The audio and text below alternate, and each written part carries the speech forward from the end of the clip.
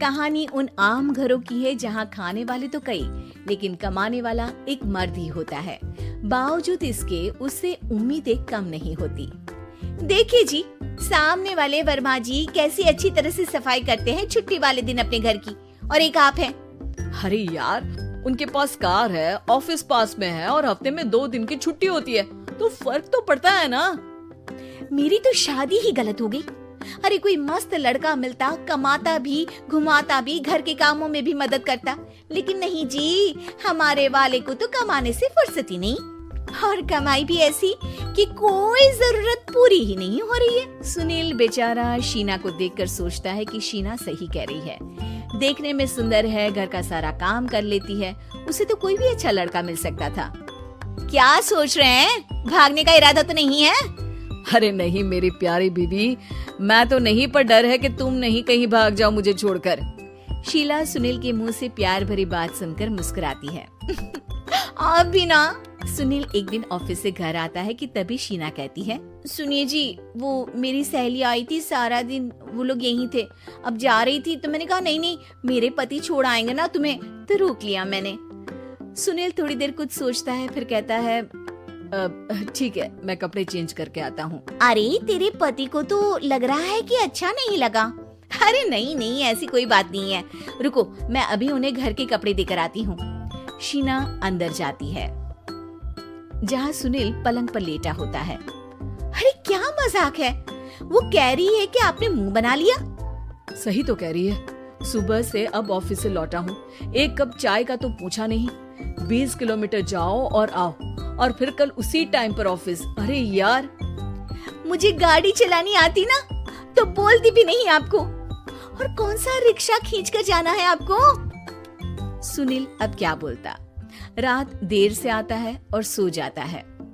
अगले दिन शरीर दर्द हो रहा है। अरे तो मत जाओ ना ऑफिस, चलते हैं ना मार्केट घूमने, फिर पिक्चर देखेंगे और रात में खाना खाकर घर वापस।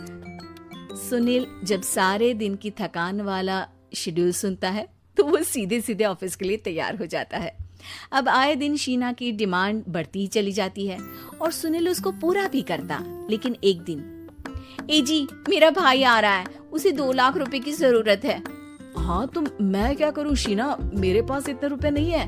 हाँ पता है नहीं है, लेकिन किसी से लेकर तो दे सकते हो ना। अरे मैं किससे मांगू, मेरे तो जानने में भी कोई नहीं है जिसके पास इतनी बड़ी रकम हो।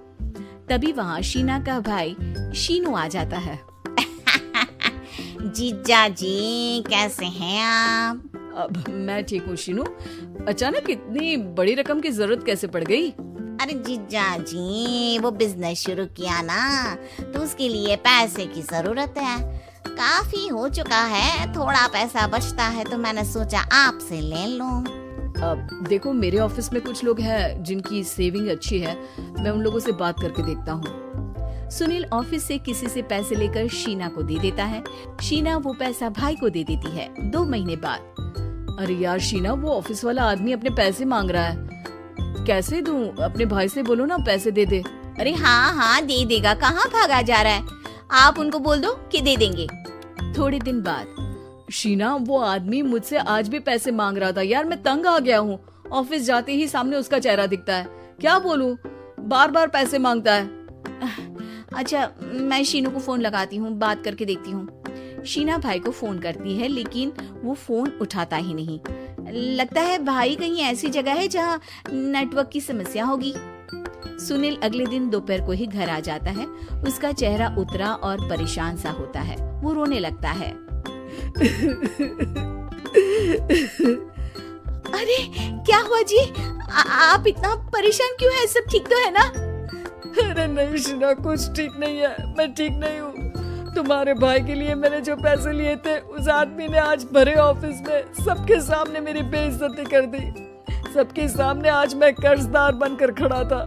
मैंने हर वो प्रयास किया घर चलाने के लिए जो मैं कर सकता था, लेकिन अब नहीं होगा। वो फिर रोने लगता है। अरे आप तो औरतों की तरह रो रहे हैं, मर्द हैं आप।